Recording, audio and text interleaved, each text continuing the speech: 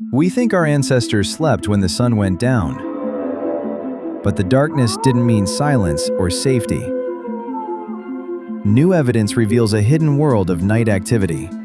They were more creative, more terrified, and more social than we imagined. From firelit caves to moonlit temples, ancient nights were alive. What really happened after sunset, before electricity? The answer will change how you see your own bedtime. This is the untold story of the ancient night.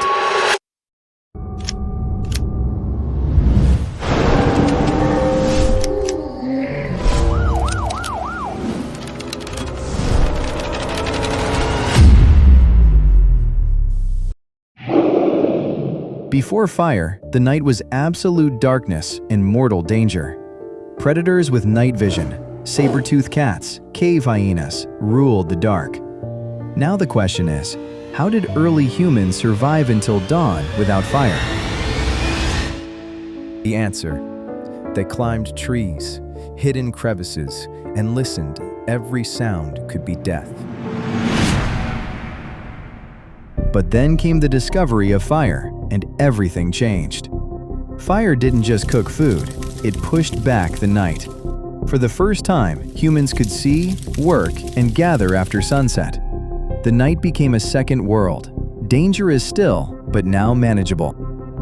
By firelight, ancient humans extended their day by hours. You must be wondering, what did they actually do with that extra time?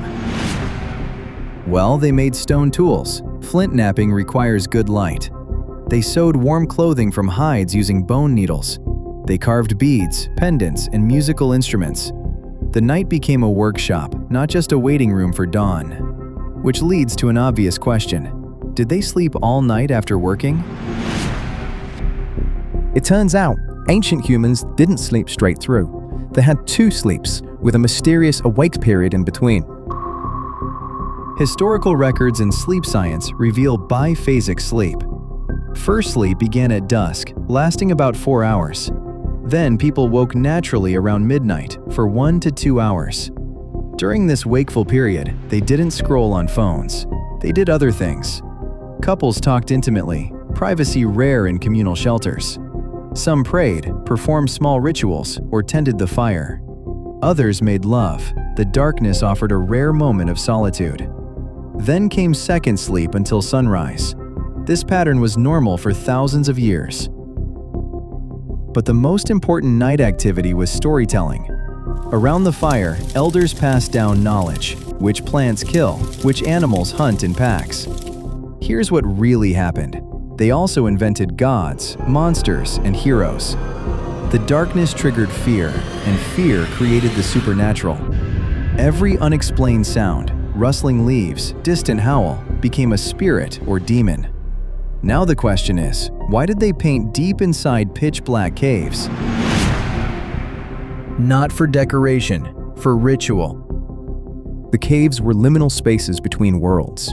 By firelight, the animals seemed to move. Shamans entered trances there. At Chauvet and Lascaux, paintings are in hard-to-reach chambers. That's because the journey into darkness was part of the ceremony. Archaeologists found footprints of children and adults walking in procession. They sang, danced, and possibly used natural echoes as spirit voices. You must be wondering, did everyone participate, or only a few? The evidence shows many were involved. Entire tribes gathered at night for these rites. It was not entertainment, it was survival, asking spirits for hunting luck. And outside the cave, real predators still roamed. But ancient humans didn't just hide at night. Sometimes they used darkness to hunt. Under a full moon, they could track nocturnal prey like owls or bats.